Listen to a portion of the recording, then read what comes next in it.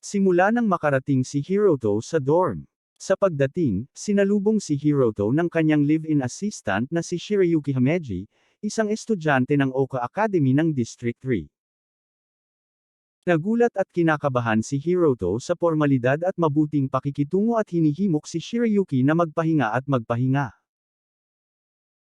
Pagkatapos ay nagtungo ang dalawa upang magkaroon ng isang malaking marangyang hapunan na inihanda para kay Hiroto na hindi sanay sa ganitong antas ng karangyaan.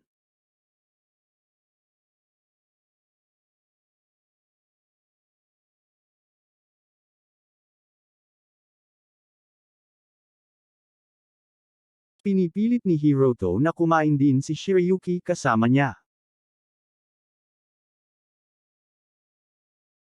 Ang mag-asawa ay tumungo sa isang lihim na silid para sa isang madiskarteng sesyon ng briefing. Ang isang 1-star na nagpapanggap bilang isang 7-star gamit ang red star ay halos tulad ng isang scam at kailangang magpatuloy ng may pag-iingat.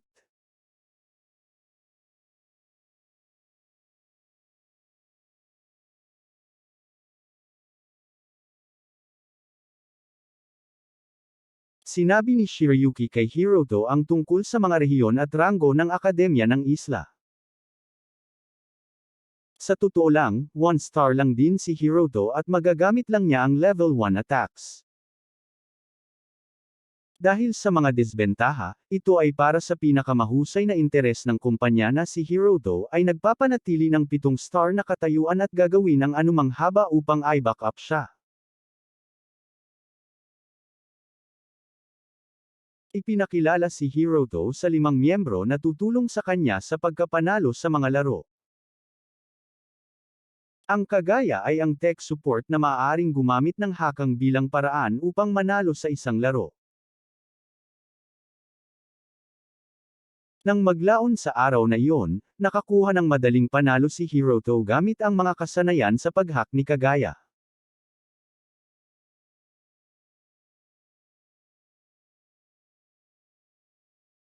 Bumalik sa campus, si Hiroto ay nakakuha na ng katanyagan. May tournament ang klase para lang magpasya kung sino ang makakasama sa kanya.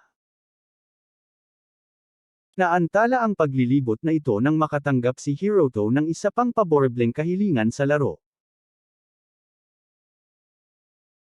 Ang kaganapang ito ng laro ay inorganisa ng organisasyon ng media ng Libra at ginaganap sa isang malaking stadium na may masayang tagapakinig.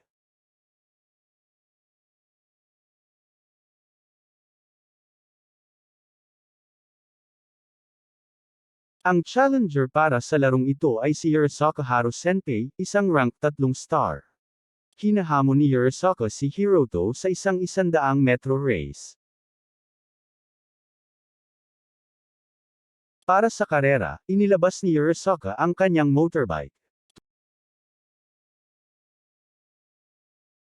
Tulad ng bawat naunang pananaliksik, karaniwang gumagamit ang Yurasaka ng 3 kakayahan na hindi ang kakayahan sa pagtatanggol. Kung mapupunta ang lahat ayon sa plano, hindi mahaharangan ang mga panghihimasok ni Hiroto. Gayunpaman, tulad ng ipinahayag ngayon ni Yurasaka, talagang ginagamit niya ang pagpapawalang bisa ng panghihimasok ng kakayahan ng kalaban. Sinimulan ni Yurasaka ang karera sa napakabilis na bilis. Gayunpaman, sa pagpunta sa finish line ang bike ay biglang huminto at siya ay nahulog.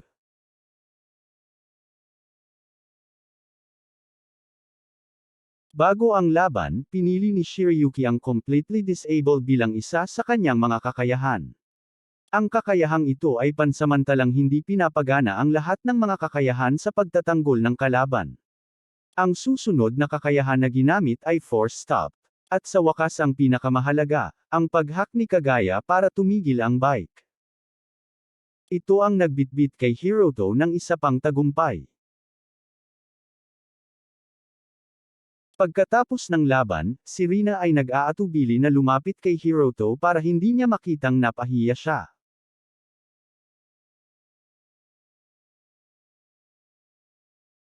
Gayunpaman, natutuwa din siyang hindi siya natalo at ipinaalam sa susunod na may hawak ng bituin ang kanyang tunay na pagkatao. Inabutan siya ni Rina ng invitation note para makipagkita sa kanya sa isang cafeteria.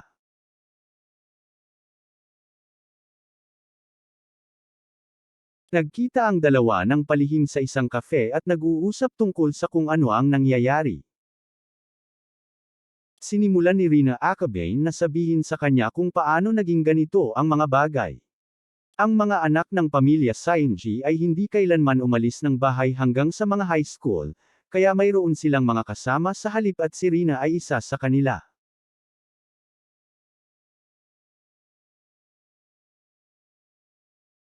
Gayunpaman, isang araw ay nakidnap si Sarasa at ang pamilya ay naghihintay ng salita mula sa mga kidnapper. Samantala, kailangan nila ng pumalit kay Sarasa kaya naman kinailangan ni Rina na panatilihin ang kasinungalingan na may 100% clear record. Ipinaliwanag din niya na walang dahilan ang punong guro ni Aimee para protektahan siya kung hindi si Sarasa ang babaeng binugbog niya. Magiging problema ito para kay Hiroto dahil mayroon siyang napaka-espesipikong layunin sa pagpunta doon may hinahanap siya.